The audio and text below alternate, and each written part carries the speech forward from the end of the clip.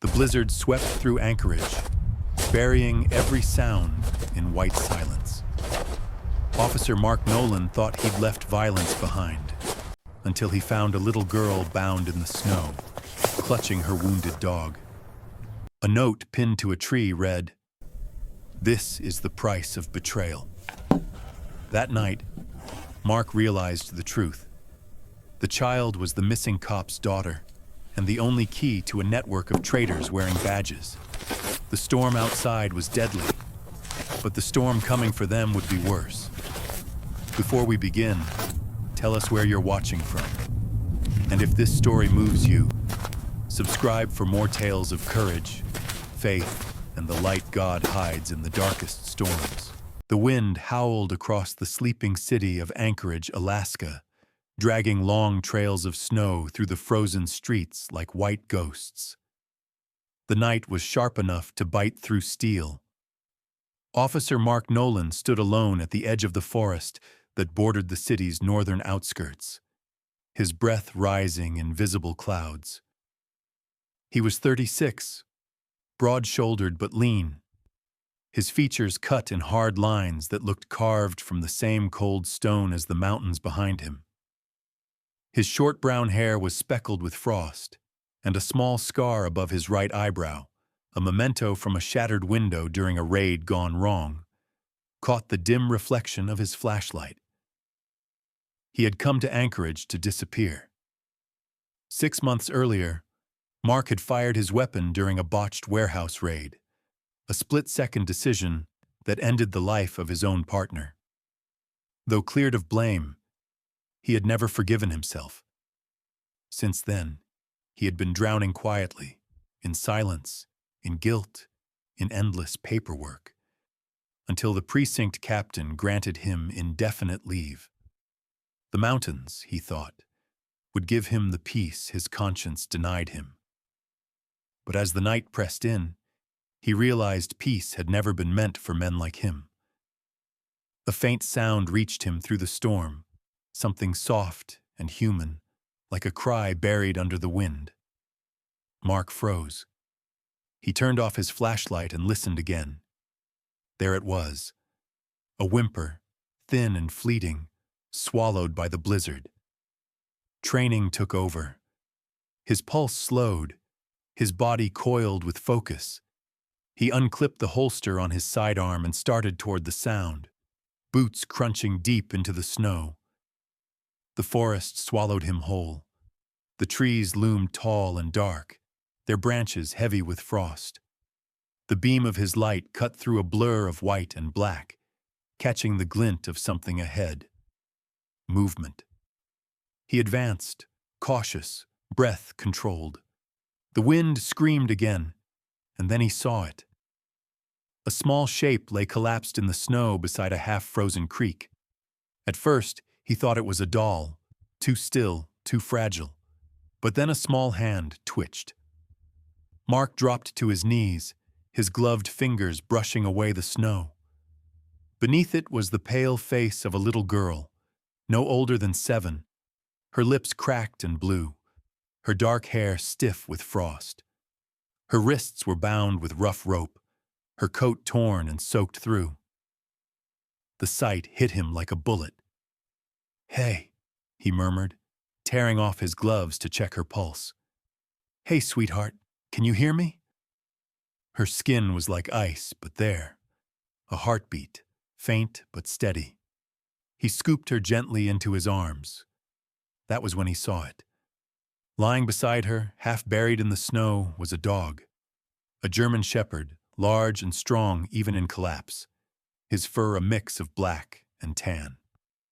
Blood darkened his left flank where a bullet had grazed him.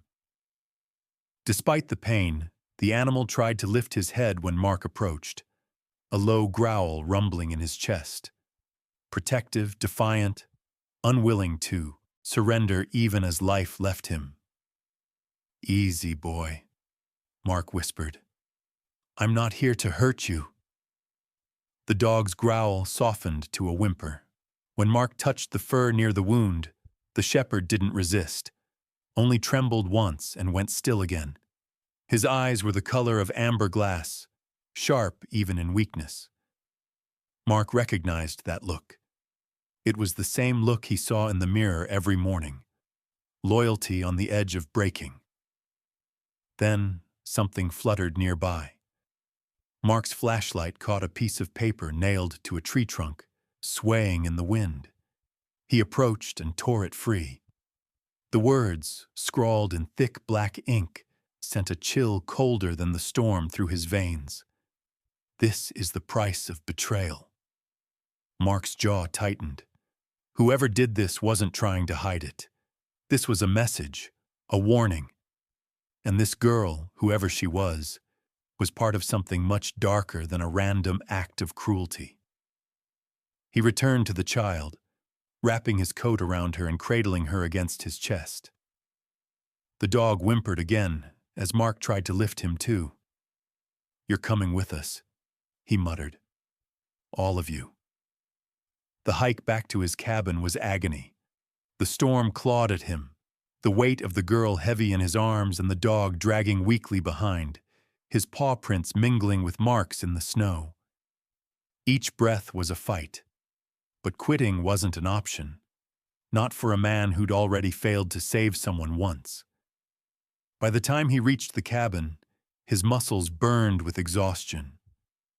The cabin was small, just a single room with a fireplace, a cot, and the lingering smell of coffee and gun oil. He kicked the door open, laid the girl on the couch, and dragged the dog close to the fire. "Hang on," he whispered. His hands worked fast, lighting the hearth, filling a pot with snow to melt into water, pulling out a medical kit from his duffel. He had patched bullet wounds before, on men screaming in alleyways, not on animals. But he did his best, cleaning the shepherd's side, wrapping it in gauze. The dog growled once, softly, more out of pride than pain, before resting his head again. Mark turned to the girl. Her breathing was shallow, but her skin had regained a hint of color.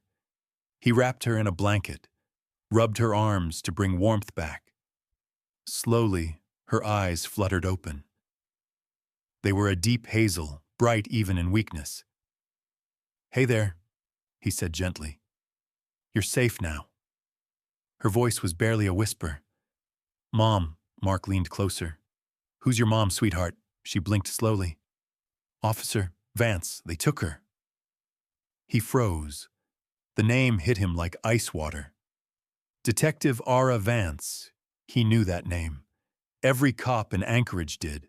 She had gone missing 3 months ago while investigating a trafficking network that stretched from the city docks into the mountains. The official report said presumed dead, but here in his arms was proof that the story wasn't over. Mark's pulse quickened. "Emma," she murmured faintly when he asked her name. "Emma Vance." He sat back, staring into the fire. The warmth did little to thaw the dread tightening his chest. He'd wanted to escape the noise of the world, the chaos, the guilt. But instead, it had followed him into the snow. The note on the tree wasn't meant for him, but somehow, fate had dragged him into it anyway. He rose and checked the locks on the door. The storm roared outside, shaking the shutters. Somewhere out there, the people who had done this were still moving, maybe even watching. Mark loaded his sidearm, set it on the table, and sat beside the couch. The firelight flickered across his face, deepening the lines beneath his eyes. The little girl slept again, her hand resting on the dog's paw. Mark watched her for a long time, his thoughts heavy. The note, the missing detective, the wounded animal, all threads of a web he couldn't yet see. But he knew one thing with absolute certainty.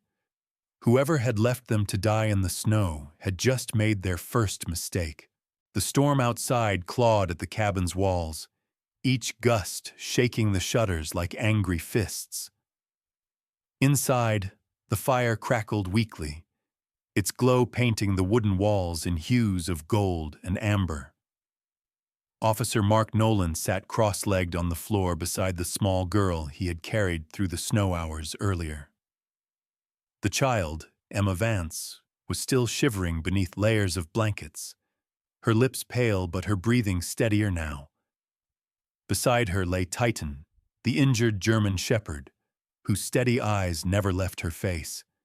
His ears twitched at every gust of wind, alert even through exhaustion. Mark leaned back against the wall, exhaustion settling into his bones. His uniform shirt clung to his shoulders, damp with melted snow. The heat of the fire bit against his frost-numbed fingers. He had done what he could. Antiseptic on Titan's wound. Warm water for the girl reinforced the door. But the silence that followed was heavier than any storm. He had seen crime scenes quieter than this. Emma stirred. Her eyes opened slowly, the flicker of the fire reflecting in the dark hazel irises. She looked around, disoriented, clutching the blanket as though it were armor. Mark offered a small, careful smile. "You're safe now," he said. "You're in my cabin. The storm's almost over." The girl's voice came out as a whisper. "Where's my mom?" Mark hesitated. There were few questions in the world harder than that one. "What's your mom's name?" "Officer Vance," Emma said softly.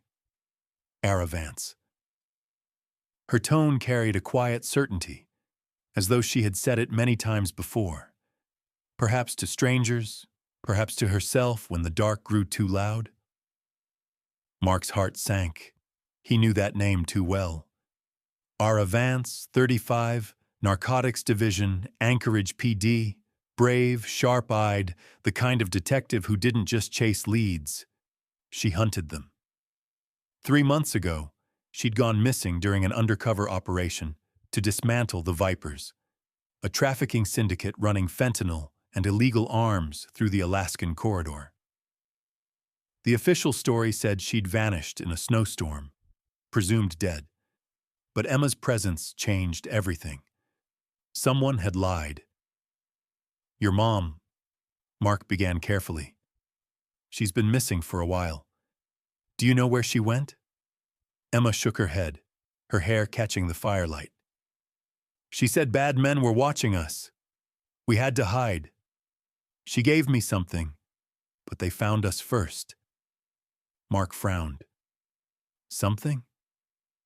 The girl reached under her blanket and pulled out a small pendant, a silver locket smeared with dried blood. Mark turned it in his hand, realizing it wasn't jewelry at all. Inside the casing, beneath a false panel, was a tiny microchip. "Well, kid," he muttered, "your mom didn't give you this just for decoration." Titan let out a low growl, his amber eyes flicking toward the door. Mark stood, every instinct screaming caution. The fire popped sharply, breaking the tension. Outside, the summer wind moaned through the trees. He checked his pistol, then the radio. The signal light blinked red, dead air. The blizzard had killed the line. He set the locket on the table, staring at it as if it might whisper the truth. Inside his chest, that old ache stirred, the one that came whenever he thought of the partner he couldn't save. He'd sworn never to take another case, never to chase ghosts again. And yet here he was, in the middle of another storm, holding the evidence of something far bigger than himself. Emma's soft voice broke the silence. "You're a police officer, right?" Mark turned toward her. "Was," he said. "For now, I'm just the guy who found you." She nodded sleepily. "Mom said good policemen don't stop, even when no one believes them." That hit him harder than she could have known. He rubbed his jaw, staring into the flames. "Your mom sounds like someone worth believing in." The girl smiled faintly before drifting back into sleep, her head resting against Titan's side. The dog's tail thumped once, slow and protective. Hours passed. The fire burned low. Mark moved quietly, checking the window, securing the rifle mounted above the mantel. The storm outside was weakening, though the temperature still bit like glass. His mind replayed everything: Ara's disappearance, the message nailed to the tree, the microchip hidden inside the pendant. This wasn't random. This was a cleanup job, someone silencing loose ends. Near dawn, a new sound cut through the dying wind: the low, steady hum of an approaching engine. Mark's pulse spiked. He grabbed his rifle and crept to the window. Through the dim blue light, he saw headlights winding through the trees. A snowmobile. He crouched by the door, rifle ready. The vehicle stopped outside. Moments later, a knock, 3 sharp, deliberate raps. "Officer Nolan?" a woman's voice called, muffled through the door. Mark frowned. He hadn't given his name to anyone. "Who's asking?" he barked. "Clara Shaw, park ranger," came the reply. "I saw smoke from the ridge. You need to open up. Someone might have followed your tracks." Mark hesitated, then cracked the door open. A woman stood there, tall and lean, her frame outlined against the pale dawn. She was in her early 30s, with auburn hair braided down one shoulder and cheeks red from the cold.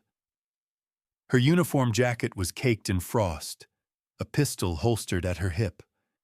Despite her exhaustion, her green eyes were sharp, calculating. "You planning to point that rifle at me all morning?" she said dryly. "Or invite me in before we both freeze?" Mark lowered the weapon slightly, but didn't step aside. "You always visit armed men in snowstorms, Ranger?" Clara smirked faintly. "Only when they light smoke signals in the middle of restricted forest land." Her humor didn't hide the worry in her voice. She brushed past him into the cabin, stamping snow off her boots. Her gaze swept the room, taking in the sleeping child and the wounded dog. The sight softened her face. "What happened here?" Mark summarized quickly. How he'd found them, the note on the tree, the pendant. Clara listened silently, jaw tightening as he spoke. When he finished, she crossed her arms. "I've reported illegal truck movements near the upper ridges for months," she said. "Always at night. Heavy loads, no permits. Every report gets buried before it reaches Anchorage HQ." Mark met her eyes. "You think it's connected?" "I think," she said slowly, "someone's been using federal park roads to move contraband, and whoever killed that girl's mother didn't want her found." Mark leaned back, exhaling. "Then you and I just stepped into the same fire." Clara's lips curved into a grim smile. "Good. I was getting bored of paperwork." The tension eased slightly, but the weight of what lay ahead settled over them like the snow outside. Mark looked toward the couch, where Emma stirred in her sleep, clutching the blanket tight. He whispered almost to himself, "I thought I came here to escape the job." Clara followed his gaze. "Looks like the job found you anyway." The fire flickered, sending sparks into the dim air. Outside, the first light of dawn began to break through the storm clouds, turning the forest silver. Inside, 3 souls, one broken, one brave, and one innocent, sat on the edge of a truth that could bury them all. And somewhere deep in the valley, beneath layers of snow and silence, engines rumbled again.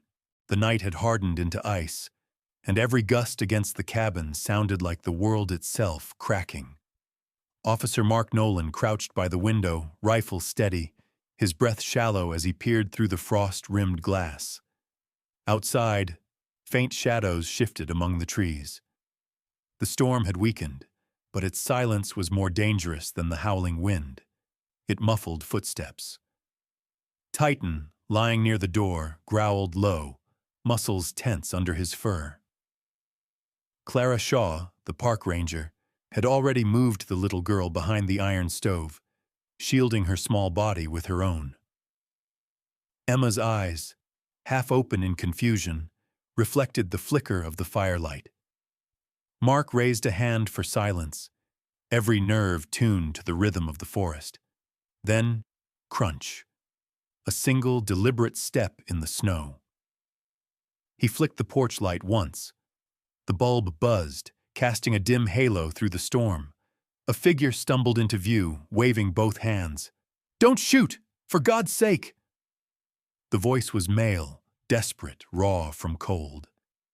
Mark opened the door just enough to reveal a man in his 40s, tall and thin, face pale beneath days of stubble. He wore a brown parka crusted with ice and a ranger's badge half torn from its stitching. He looked like someone who had been running for his life. "Name's Harris Boone," he gasped, "maintenance foreman for the park district. I saw lights up here. You got a radio?" Clara stepped out from behind the stove, eyes narrowed. "Boone? I thought you were stationed at Bear Ridge." "Was," he said bitterly. "Not anymore. Whole ridge camp's gone. Trucks came in 2 nights ago, unmarked. Brought barrels, not supplies. I confronted them. One of them drew a weapon. I barely made it out." Mark gestured him inside and locked the door. Boone's face, now visible in the light, bore deep scars along his jawline, souvenirs of an accident years ago that had left his speech slightly uneven. Despite his disheveled look, there was alertness in his gaze, the kind of man who had spent too long keeping secrets for survival. "What kind of barrels?" Mark asked. "Industrial drums marked as fuel oil, but they stank of something else. Chemical, metallic. I've worked around enough machinery to know the smell of synthetic precursors. Someone's cooking fentanyl up there." Clara exchanged a look with Mark. "The mine tunnels," she said quietly. Boone nodded. "That's right. They've got floodlights strung up, generators running all night. I tried reporting it. The call never made it past the dispatch line. Feels like someone's cleaning house from the top." Mark felt his jaw tighten. It confirmed what Clara had feared.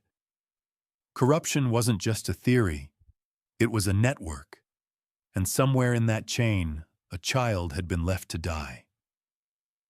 He turned toward Emma, now sitting up, wrapped in blankets. Her small voice broke the silence. "They took my mom," she whispered. "She told me to run. Before they came back." Mark knelt in front of her. "Do you remember where you were?" She frowned, trying to recall through the haze of fear. "It was loud. Trucks, lights, and men shouting. Mom gave me this." She reached into her coat pocket and pulled out a small pendant, metal, oval, and surprisingly heavy. Clara took it gently, turning it under the firelight. The back plate slid open, revealing a tiny microchip wedged inside. "It's not jewelry," she said. "It's storage." Mark fetched his laptop from the gear bag. He plugged the chip in, and the screen flared to life with encrypted folders. Most were unreadable, but one opened. A file containing logistics schedules, routes through the park marked in red, and a signature line at the bottom. "Lieutenant Marcus Sterling," Mark read aloud. His tone was ice. Clara cursed under her breath. "He's Anchorage PD, high clearance. He signs off on every patrol route between the city and the northern ridge." Boone nodded grimly. "That tracks. The Vipers use police escort data to move shipments without ever crossing a checkpoint." Titan shifted suddenly, ears pricking up. Mark froze. A faint mechanical whine hummed through the walls, the unmistakable vibration of engines. "They're back," he said. Boone moved to the window, pulling out a pair of binoculars from his coat. Through the night, beams of light cut across the trees, headlights crawling up the service road. 2 trucks, maybe 3, Boone murmured. And a snowcat. They're sweeping the area. Clara's voice was low and sharp. They're looking for her. Mark nodded. We need to move before they lock the trail. He grabbed his gear bag and slung it over his shoulder. Boone, how far's the old ranger station? 3 miles west, downhill, the man replied. But if we go now, we'll cross open ground. They'll spot us. Mark thought quickly. Not if Titan leads. He can smell the vehicles before they hit the ridge. We cut through the frozen creek bed. Clara looked at him. You're suggesting we move a wounded dog, a child, and 3 adults through sub-zero terrain with armed men nearby? I'm suggesting we don't wait to die in a cabin. Boone glanced at the child, then back at Mark. He's right. Once they realize the girl survived, they'll torch this place. They packed quickly. Clara loaded what little ammunition Mark had left. Boone fetched a handheld GPS from his pocket. Titan limped, but insisted on walking, nose pressed to the snow, guiding them down the narrow back path. The cold bit at their faces as they left the cabin's flickering light behind. Snow muffled every step, but the forest felt alive, watching. Emma clung to Mark's neck as he carried her, her small fingers gripping his collar. She whispered, "Will Mom find us?" "We'll find her first," he said. His words sounded certain, even though his heart ached with doubt.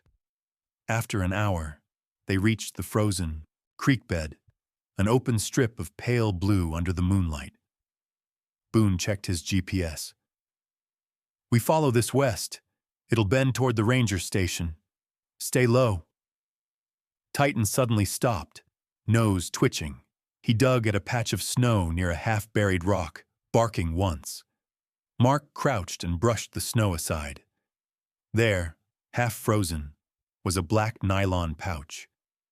Inside were several SIM cards and a small USB drive, the same kind used by field agents for encrypted transmissions. Clara stared at it. "Your dog just found evidence of a conspiracy." Mark inserted the drive into his portable reader. The files loaded instantly: dispatch logs, intercepted patrol routes, time-stamped communications, all signed off by Sterling. One message chilled him most. "Ensure Vance and Asset are neutralized. Leave no recovery." Boone exhaled shakily. So it's true. They meant to kill her, and the kid was the asset.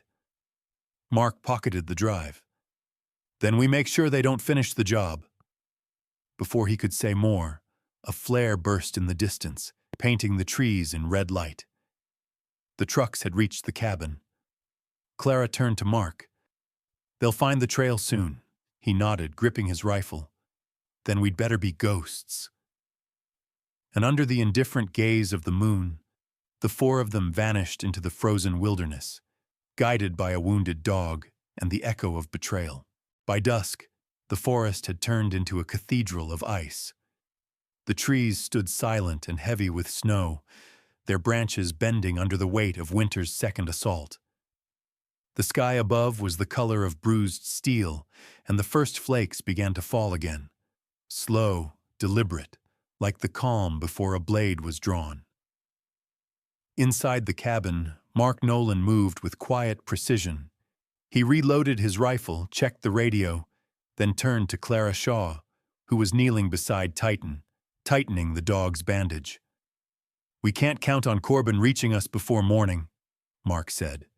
His voice was low, his words clipped. "We need to be ready if they come tonight." Clara looked up. Her face, half lit by the glow of the oil lamp, bore the same grim focus he felt in himself. "How sure are you they'll find us?" Mark exhaled through his nose, wiping condensation from the window with his gloved hand. "They don't lose loose ends. Ara's files, the USB, those weren't just threats to their business. They're proof of who's pulling the strings. He didn't say Sterling's name, but it hung between them like the scent of smoke. Titan suddenly stiffened. The German shepherd's ears twitched, his nostrils flaring toward the door. A low growl vibrated through his chest. Mark froze. He crossed the room in 2 strides, snuffed out the lantern, and raised a finger to his lips. Clara reached for her revolver.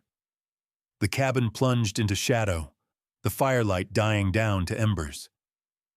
Outside, the storm began to whisper through the pines. Then came the sound, faint at first, but unmistakable. Tires crunching on ice. Mark's pulse quickened. He whispered, "They're here." He moved to Emma, who was curled up under a pile of blankets in the corner. She was awake now, eyes wide and frightened. "You stay low, sweetheart," he murmured, his tone calm but urgent. "Whatever happens, you stay with Titan. He'll protect you." Emma nodded, clutching the dog's fur. The headlights appeared first, 2 ghostly beams cutting through the snow, then the sound of doors slamming, voices shouting through the wind. They were organized, moving in formation. Mark counted at least 6, maybe more. He glanced at Clara. "We hold them off long enough for Corbin's team to lock onto the beacon signal." Clara gave a tight nod. "Got it." She moved toward the rear door, crouching low. Titan followed, growling softly. Mark crawled to the front window, peeking through the small crack in the wooden shutter. Men in black winter gear were fanning out across the clearing, rifles raised. One of them carried a signal scanner, its green light pulsing as it swept through the dark. "Damn it," Mark whispered. "They're tracking the radio signal." He reached for his sidearm, but before he could move, Titan barked sharply, lunging toward the back door. Clara froze. "What is it?" Titan's paw scraped at the floor near the baseboard, whining.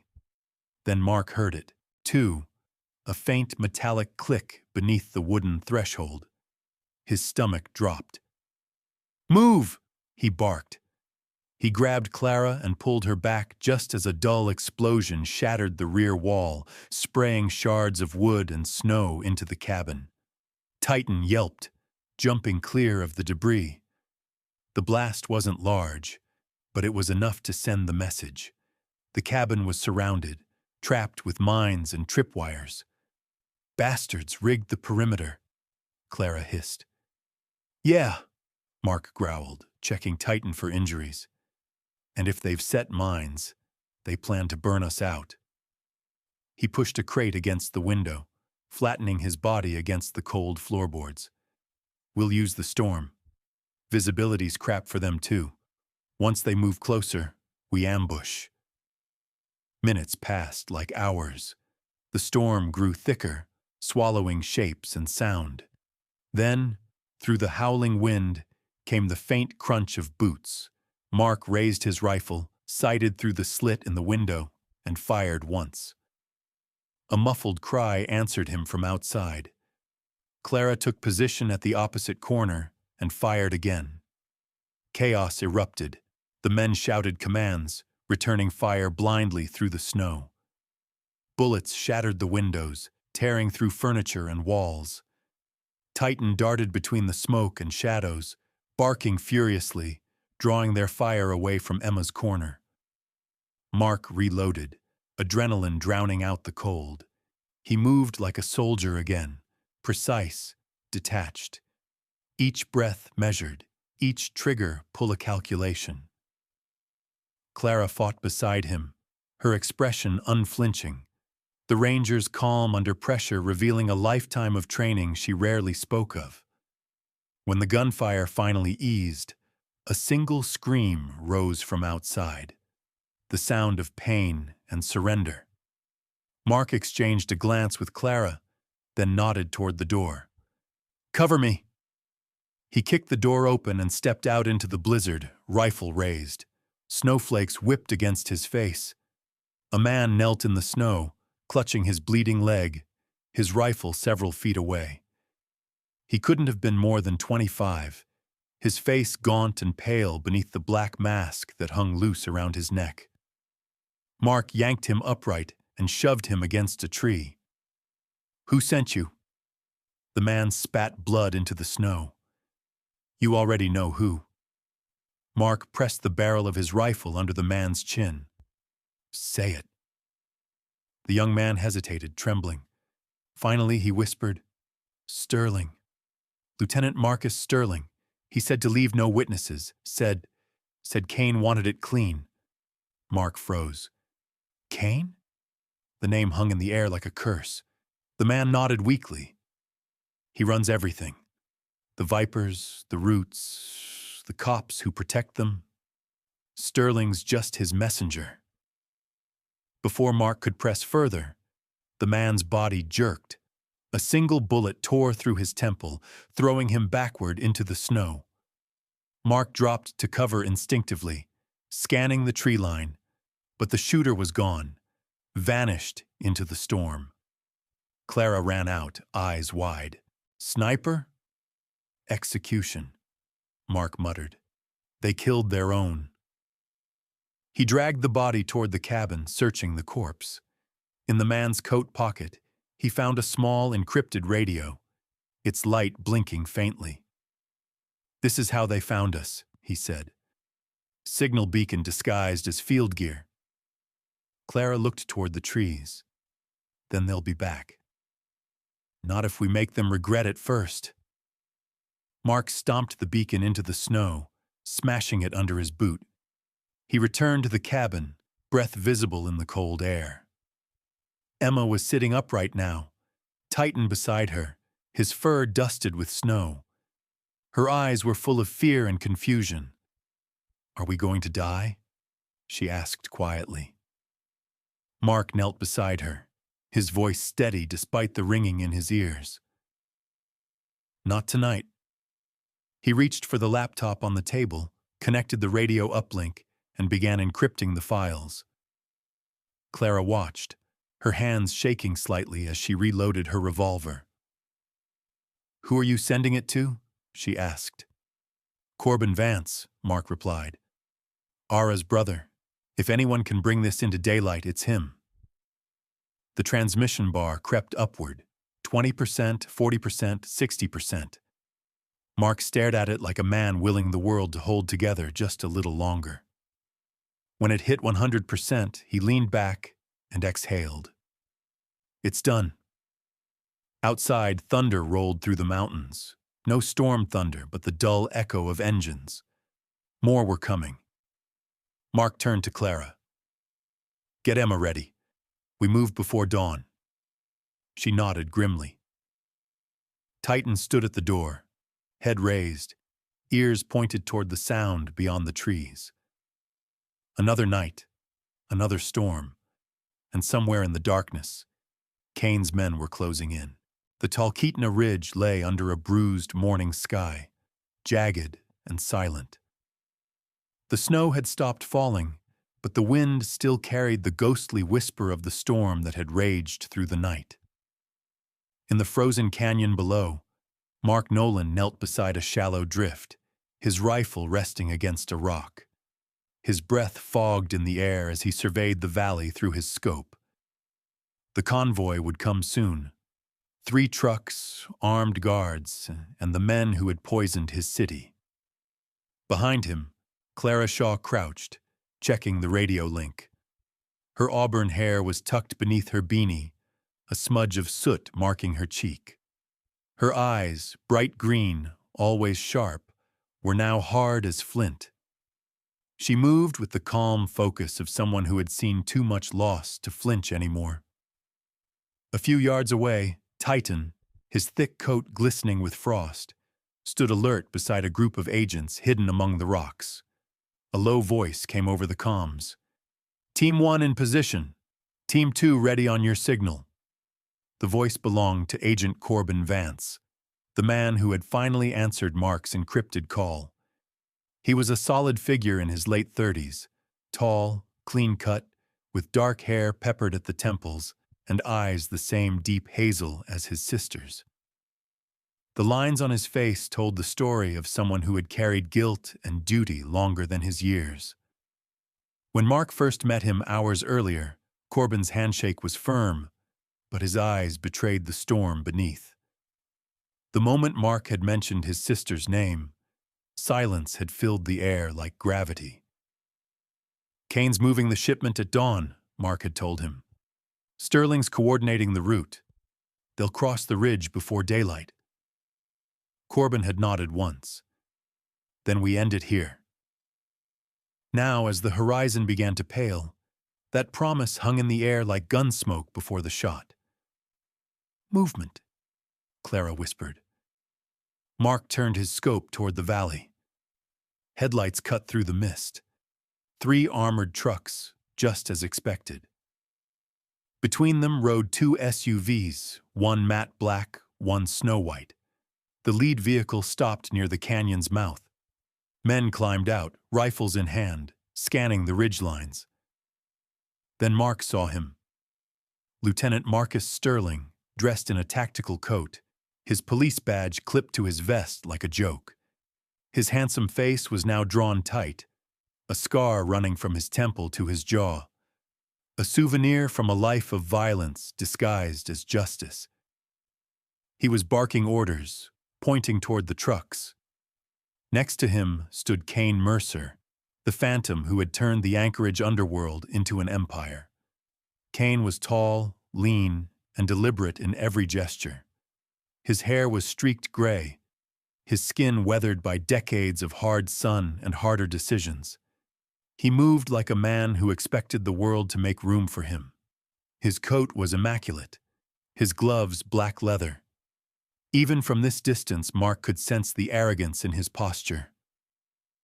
"They brought more men than expected," Clara murmured. "Then they're nervous," Mark replied. "That's good." The DEA agents, dressed in white camo, began their slow encirclement. Clara's voice was barely a breath over the comm. "Team 1, hold. Team 2, wait for my mark." Mark's heartbeat was steady. He thought of Emma, hidden far behind the ridge with 2 agents. She had begged to come closer, to see the end of what began with her mother's pain. But he'd told her the truth. This wasn't about vengeance. It was about ending the chain. A sudden sound split the air, crying, faint, high-pitched. Mark focused through the scope and froze. One of the trucks had opened. Inside, huddled in the cold, were several children, no older than 8 or 9. Their hands were bound, their faces pale with terror. Clara's voice came tight. "They're using kids as shields." Mark's chest tightened. "Those bastards." Sterling's voice echoed faintly through the canyon. "You see this?" he shouted into a radio, smirking. "Try anything, and these kids vanish under the snow. You understand me?" Kane watched silently beside him, his gloved hand resting on the truck door. His expression was almost bored, as if the world and all its lives were pieces on his board. Mark's radio crackled. Corbin's voice was low but steady. "Nolan, we adapt. We're not letting them leave with that cargo." Mark breathed out slowly. "Copy that." Then chaos. A cry rang out from the ridge behind them, Emma's voice.